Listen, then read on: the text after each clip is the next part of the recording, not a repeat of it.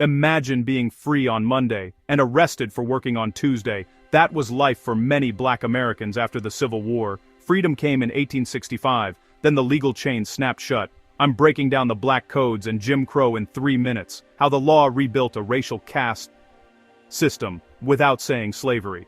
Right after emancipation, Southern states wrote black codes. On paper they regulated labor and behavior. In practice they made freedom impossible.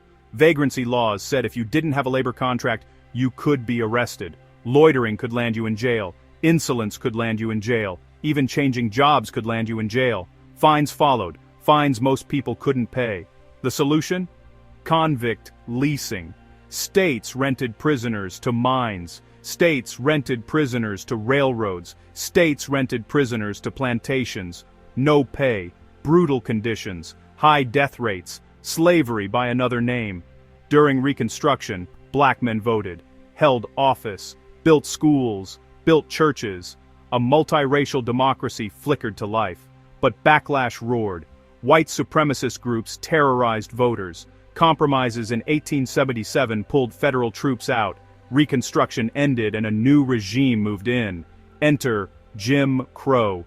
States wrote segregation into law. Schools, trains, theaters, hospitals, neighborhoods, even cemeteries. Separate but equal sounded tidy. In reality it was separate and starving. Plessy v. Ferguson in 1896 stamped it with Supreme Court approval. Poll taxes, literacy tests, the grandfather clause. Violence did the rest. Lynchings, riots, daily threats that said, stay in your place. This wasn't random. It protected a racial hierarchy, cheap labor, political control, social dominance. It shaped where people lived, what jobs they got, how wealth was built or blocked. Black schools got pennies, banks redlined neighborhoods, courts enforced the lines, cops enforced the lines, but people fought back.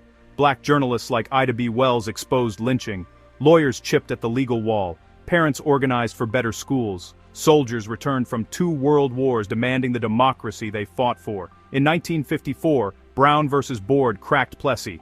The Civil Rights Act, the Voting Rights Act. Did Jim Crow vanish overnight? No. Laws change faster than systems. Segregation morphed through housing, policing, schools. But understanding the black codes and Jim Crow helps me see how power hides in rules, and how rules can be remade. So here's the shock. Slavery ended, and then the law rebuilt a cage. Here's the clarity. People, organizing, voting, litigating, telling the truth, bent the bars. History isn't just what happened, it's what we do next. If this helped, share it, discuss it.